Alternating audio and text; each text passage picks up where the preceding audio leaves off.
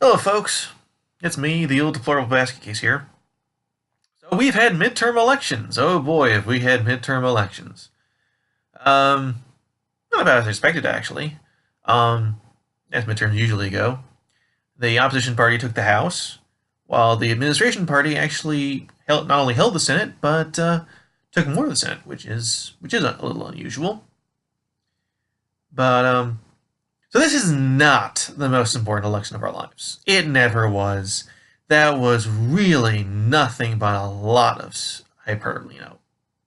Uh, there's been a lot of hyperbole in political talk, especially recently. But oh boy, this was so not. Um, I want to talk about what comes after. There's always an after the election. Every election, there's always an afterward. Okay, unless we're like electing Joseph Stalin, and we know there would never be another election. But Joseph Stalin was not elected in these midterms. What comes after? There were some elections here actually on the little village where I'm living. Yeah, I've actually moved back to the village, moved out of the city. I'm a small town guy, always been, always will be. Um, so we had some elections here, and actually really, really exciting elections. Roused up strong emotions. For the first time, there were two political parties running in the elections. Um, a bunch of people moved into the village, and this sort of coalition grew up of people who were unhappy with how the village was being run. Or I would not say unhappy, like they felt there were bad things being done, but they thought things could be done better. So turmoil, emotions rose, was very heated. But there was one incident. There was one incident during the actual elections. So I was down there. I was at the other polling station here, and one of the leaders of the old guard, as my father refers to them, brought his mother there, and his mother is actually one of the founding members of the village. Really old, little old lady, kind of shriveled up, almost swallowed by her wheelchair. She not at all well. Um, so delicate they had to put a scarf over her face. She can't go out in the sun at all. But so he was bringing her up toward the door, and literally everybody leaped in to help her get in. Picked her wheelchair up and carried her over a rough patch, pulled the door open, got the kids out of the way. Everyone pitched in. No matter what side they were on, no matter what politics were, it was this little old lady, a member of the village, and everyone pitched in to help. So,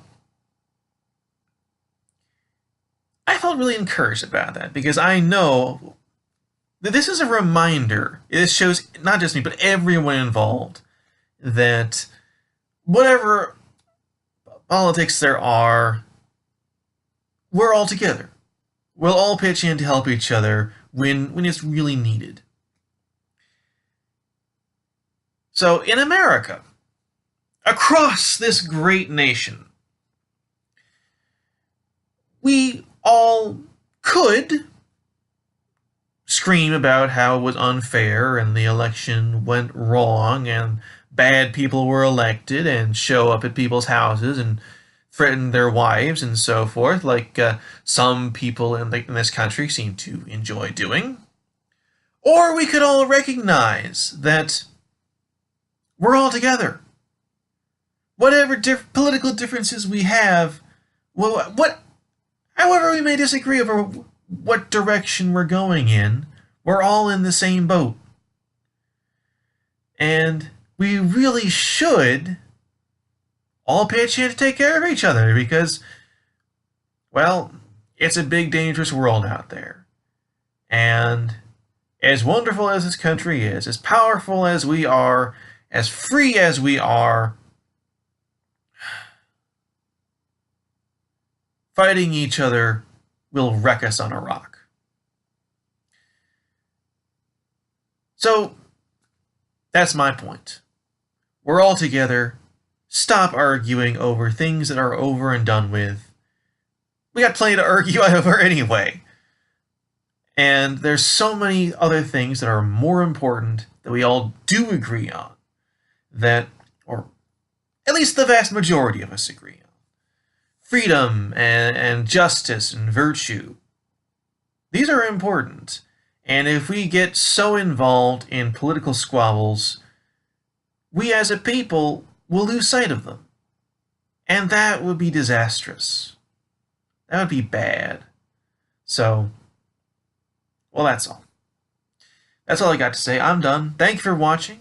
Please comment below with anything you have to say. I'd really like to know what you think. And have a good night, and God bless.